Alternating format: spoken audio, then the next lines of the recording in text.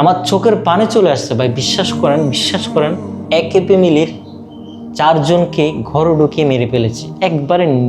মানে একবার ভিডিওটা আমি একবার দেখছি ভাই, একবার, দ্বিতীয়বার দেখার আমার সাহস হয় নাই বা শেয়ার করার কোনো সাহস হয় নাই।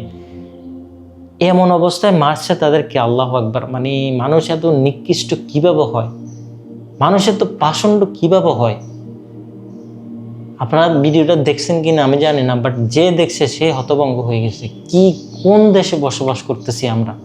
দিন দিন এই দেশের মানুষের সিকিউরিটি কমে যাচ্ছে। ঘরে ঢুকে দুটা বাচ্চা, বউ, হাজবেন্ড, জামাই যা আছে ফ্যামিলির 4 জনকে একেবারে শেষ করে দিয়েছে ভাই। আমরা কোন দেশে বসবাস করতেছি বলেন?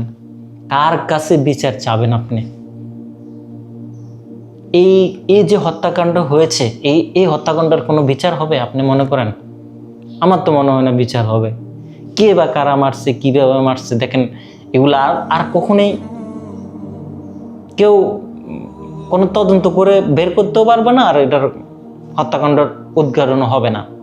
দেখেন সাগর রনি মারছে, কত বছর হয়ে গেছে, তাদের প্রমাণ অস্তিত্ব কিছুই নেই, আজ পর্যন্ত খুনিকে ধরতে পারে না। আর হরর এই ঘটনাগুলো বাংলাদেশে ঘটে যাচ্ছে, আমার চোখের পানি চলে আসছে ভাই, বিশ্বাস করেন। ভিডিওটা দেখে আমি আশ্চর্য হয়ে গেছি। দেখেন আমি যে এখানে দাঁড়িয়ে কথা বলতেছি, আমারও সিকিউরিটি নেই, আমার ফ্যামিলির সিকিউরিটি নেই। কিভাবে সিকিউরিটি দিবেন আপনি আমারে বলেন? আপনার ঘরে ঢুকে আপনাকে মেরে রেখে যাবে।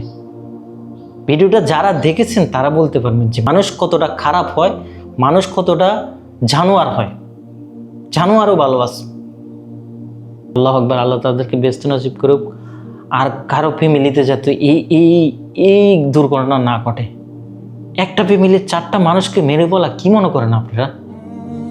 একবার নিঃস্ব করে দিয়েছে, পুরো ফ্যামিলিটারে ধ্বংস করে দিছে। একটা ছোট্ট বাচ্চা, তার গলায় কিভাবে তারা এটা চালাতে পারলো?